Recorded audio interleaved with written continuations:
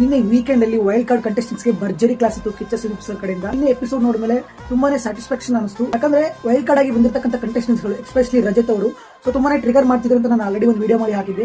So ಅದಕ್ಕೆ ನಿನ್ನೆ Kichcha Sudeep sir ಸರಿಯಾಗಿ ಕ್ಲಾಸ್ ತಗೊಂಡು ವೈಲ್ಡ್ ಕಾರ್ಡ್ ಆಗಿ ಬಂದಿರತಕ್ಕಂಥ ಕಂಟೆಸ್ಟೆಂಟ್ಸ್ ಗಳು ಬೇರೆ ಕಂಟೆಸ್ಟೆಂಟ್ಸ್ ಗಳಿಗೆ ಟ್ರಿಗರ್ ಮಾಡ್ತಾ ಇದ್ದಾರೆ. ತಮ್ಮ ಆಟ ಏನು ಅಂತ ತೋರಿಸ್ತಿಲ್ಲ. ಟ್ರಿಗರ್ ಮಾಡ್ಕೊಂಡು ಇವರು ಮುಂದೆ ಬೆಳಿತಾರ? ಡೆಫಿನೆಟ್ಲಿ ಇಲ್ಲ. ತಮ್ಮ ಆಟದ ಜೊತೆಗೆ ತಮ್ಮ ತಪ್ಪುಗಳನ್ನ ಮನವರಿಕೆ ಮಾಡಿಕೊಂಡು ತಿದ್ದುಕೊಂಡು ಆಡೋನೇ ನಿಜವಾದ ಬಿಗ್ ಬಾಸ್ ಮನೆಯ ಮನುಜ. ವೈಲ್ಡ್ ಕಾರ್ಡ್ ಆಗಿ ಬಂದಿರತಕ್ಕಂಥ ಕಂಟೆಸ್ಟೆಂಟ್ಸ್ ಗಳು ಎಕ್ಸ್ಪೀರಿಯನ್ಸ್ಡ್, ಬಟ್ ಇವ್ರು ಏನ್ ಅನ್ಕೊಂಡಿದ್ದಾರೆ ಅಂದ್ರೆ ನಾವೇ ಬಿಗ್ ಬಾಸ್ ಈ ಮನೆಯಲ್ಲಿ ಅಂತ ಅನ್ಕೊಂಡಿದ್ದಾರೆ. ನಿನ್ನೆ ಅಶ್ವಿನಿ ಮೇಡಮ್ ಅವರ ಮಾತುಗಳು ಕೇಳಿ ನನಗೆ ಒಂದು ಕ್ಷಣಕ್ಕೆ ತುಂಬಾ ಎಮೋಷನಲ್ ಅನಿಸ್ತು. ಯಾಕಂದ್ರೆ ಒಬ್ಬ ವ್ಯಕ್ತಿಗೆ ಅಷ್ಟೊಂದು ಟ್ರಿಗರ್ ಮಾಡೋದು ಸರಿಯಲ್ಲ, ಬಟ್ ಅದಕ್ಕೆ ಸರಿಯಾಗಿ ಕಿಚ್ಚ ಸುದೀಪ್ ಅವರು ರಜತ್ ಅವರಿಗೆ ಕ್ಲಾಸ್ ತಗೊಂಡಿದ್ದು ಸರಿಯಾಗಿತ್ತು. ಗುಜ್ಜಿನ ಬಜ್ಜಿ ಮಾಡಾಕ್ಬಿಟ್ರು. ಅಂಡ್ ಕೆಲವೊಂದಿಷ್ಟು ವಿಡಿಯೋಗಳಲ್ಲಿ ಹೇಳಿದೆ ಚಂದ್ರಕ ನನಗೆ ಫೇವರೇಟ್ ಅಂತ, ಬಟ್ ಇವರು ವೈಲ್ಡ್ ಕಾರ್ಡ್ ಆಗಿ ಬಂದಿದ್ದು ನೋಡಿದ್ಮೇಲೆ ನನಗೆ ಯಾಕೋ ನಂಗೆ ಇಷ್ಟ ಆಗ್ತಿಲ್ಲ. ಹೌದು, ಆ ಸರಿ ಅವಾಗ ತಪ್ಪು ಮಾಡ್ತಾ ಇದ್ರು, ಬಟ್ ಅದನ್ನ ಕರೆಕ್ಷನ್ ಮಾಡ್ಕೊಳ್ತಾ ಇದ್ರು.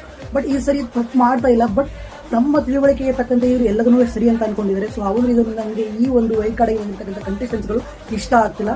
ಅಂಡ್ ಕಿಚ್ಚ ಸುದೀಪ್ ಅವರು ಒಬ್ಬರಿಗೆ ಆದಂತಹ ಅನ್ಯಾಯದ ಬಗ್ಗೆ ಎತ್ತಿ ಹಿಡಿದು ಅವರಿಗೆ ನ್ಯಾಯ ಕೊಡಿಸಿದ್ದು ತುಂಬಾನೇ ಖುಷಿ ಆಯಿತು. ಬಿಫೋರ್ ರಜತ್ ಅವರು ಹೇಳ್ತಾರೆ ವೀಕೆಂಡ್ ಅಲ್ಲಿ ಮಾತಾಡ್ತೀನಿ ಅಂತ. ಸೊ ವೀಕೆಂಡ್ ಅಲ್ಲಿ ಅಶ್ವಿನಿ ಅವರು ಮಾತಾಡಕ್ಕೆ ಬಿಡ್ಲಿಲ್ಲ. ಅಂಡ್ ರಜತ್ ಅವರ ತಪ್ಪು ಏನಂತ ಎತ್ತಿ ತೋರಿಸಿದ್ರು. ಆಕ್ಚುಲಿ ಇಷ್ಟು ದಿನದವರೆಗೆ ರಜತ್ ಅವರು ಬಂದ್ಮೇಲೆ ಬಿಗ್ ಬಾಸ್ ಸರಿ ಹೋಯಿತು, ರಜತ್ ಅವರು ಬಂದ್ಮೇಲೆ ಇವಾಗ TRP ಬರುತ್ತೆ, ರಜತ್ ಅವರು ಬಂದ್ಮೇಲೆ ಅಶ್ವಿನಿ ಅವರ ಆಟ ಏನು ನಡೆಯಲ್ಲ ಅಂತ.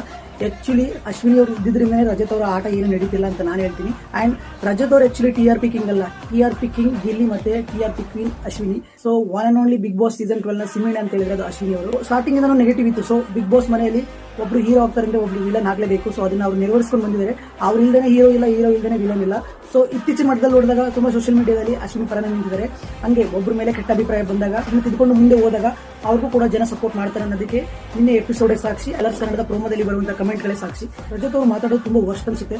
ಆ ಸೀಸನ್ ಅಲ್ಲಿ ಓಕೆ ಇತ್ತು, ಬಟ್ ಈ ಸೀಸನ್ ಅಲ್ಲಿ ಬಂದಾಗ ಎಷ್ಟೊಂದು ಸರಿ ಅದೇ ಟಾಪಿಕ್ ಬಗ್ಗೆ ವೀಕೆಂಡ್ ಅಲ್ಲಿ ಡಿಸ್ಕಷನ್ ಆಗಿದೆ ಅನ್ನೋದನ್ನ ಮರೆತು ಇವರು ಸಡೆ ಅನ್ನೋದಾಗಿರ್ಬೋದು, ಅಜ್ಜಿ ಅನ್ನೋದಾಗಿರ್ಬೋದು, ಈ ತರದ ಮಾತುಗಳು ಇನ್ನೊಬ್ಬರಿಗೆ ಹರ್ಟ್ ಆಗುತ್ತೆ ಅನ್ನೋದ್ರ ಬಗ್ಗೆ ಯೋಚನೆ ಮಾಡಲಿಲ್ಲ. ಸೊ ಅವರು ಯೋಚನೆ ಮಾಡಿದ್ದು ಏನಂತ ಹೇಳಿದ್ರೆ ಇವ್ರನ್ನ ಟ್ರಿಗರ್ ಮಾಡಿದ್ರೆ ನಾನು ಹೈಲೈಟ್ ಆಗ್ತೀನಿ ಅಂತ. ಆಕ್ಚುಲಿ ನೀವು ಯಾರನ್ನ ಟ್ರಿಗರ್ ಮಾಡಿರ್ತೀರೋ ಅವರಿಗೆ ಜನ ಸಪೋರ್ಟ್ ಮಾಡೋದಂತ ಮಾಡ್ತಿದ್ದಾರೆ. ಕಿಚ್ಚ ಸುದೀಪ್ ಸರ್ ಅವರು ಭರ್ಜರಿಯಾಗಿ ವೈಲ್ಡ್ ಕಾರ್ಡ್ ಕಂಟೆಸ್ಟೆಂಟ್ಸ್ ಗಳಿಗೆ ಕ್ಲಾಸ್ ತಗೊಂಡಿದ್ದು ನಿಮ್ಗೆ ಇಷ್ಟ ಆಯಿತು. ಅಂಡ್ ನೀವು ಇವಾಗ ಯಾರಿಗೆ ಸಪೋರ್ಟ್ ಮಾಡ್ತೀರಾ ಕಮೆಂಟ್ ಮಾಡಿ.